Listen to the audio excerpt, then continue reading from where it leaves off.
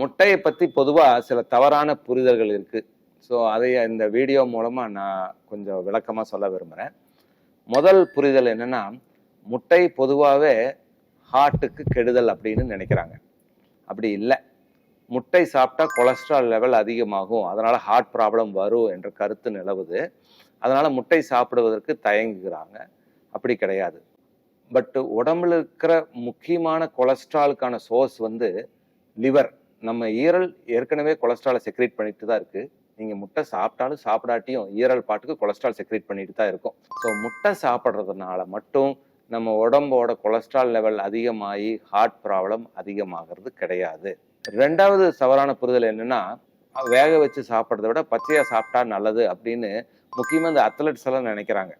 பாடி பில்டிங்க்கு, பாடி muscle gain பண்றதுக்கு பச்சையா சாப்பிட்றது நல்லது அப்படின்னு நினைக்கிறாங்க. முட்டையை பச்சையா எப்பவும் சாப்பிடக்கூடாது, வேக வச்சுதான் சாப்பிடணும். ஏன்னா பச்சையா முட்டை சாப்பிட்டா அதன் மூலம் கிருமி தொற்று வருவதற்கான வாய்ப்பு அதிகம்.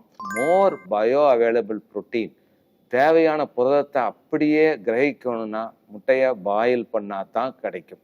மூணாவது தவறான புரிதல் என்னன்னா, முட்டையோட வெள்ளை கரு தான் நல்லது, முட்டையோட மஞ்சக்கரு கெடுதல் அப்படின்னு நினைக்கிறாங்க.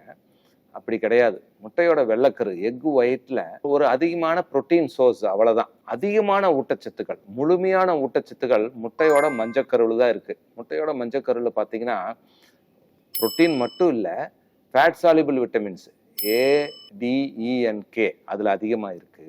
கொலீன் என்ற முக்கியமான வேதிப்பொருள் ஊட்டச்சத்து முட்டையோட மஞ்சக்கரு தான் இருக்கு. இந்த கொலீன் எதுக்குன்னா, நம்ம நரம்பு மண்டலம் வளர்ச்சி அடைவதற்கு இந்த கொலீன் மற்றும் ஒமேகா 3 ஃபேட்டி ஆசிட், செலினியம் போன்றவை மிகவும் உதவியா இருக்கும். ஸோ ஒருத்தரோட மூளை வளர்ச்சிக்கு முக்கியமான இந்த கொலீன் இந்த மஞ்சக்கருவில் தான் இருக்கு. முட்டையோட வெள்ளைக்கரு விட முழு முட்டையா மஞ்சக்கருவோட சேர்த்து சாப்பிட்றது தான் அதிக ஊட்டச்சத்து மிக்கது.